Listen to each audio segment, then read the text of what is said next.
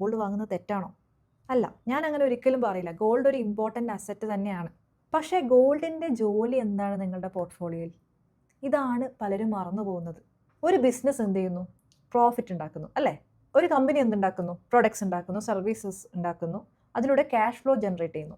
അപ്പോൾ നമ്മുടെ എക്കണോമി വളരുമ്പോൾ ബിസിനസ് വളരും. ബിസിനസ്സുകൾ വളരുന്ന സമയത്ത് അതിൻ്റെ ഷെയർ ഹോൾഡേഴ്സും വളരും. അതുകൊണ്ടാണ് ഇക്വിറ്റി ദീർഘകാല ഒരു വെൽത്ത് ക്രിയേറ്റർ ആയിട്ട് കൺസിഡർ ചെയ്യുന്നത്. പക്ഷേ ഗോൾഡോ?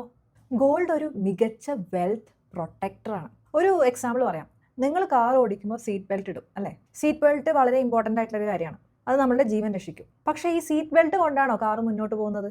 അല്ല, അതിൻ്റെ എൻജിൻ കൊണ്ടാണ്. പോർട്ട്ഫോളിയോയിലും അതേപോലെയാണ്. Gold seat ബെൽറ്റാണ്.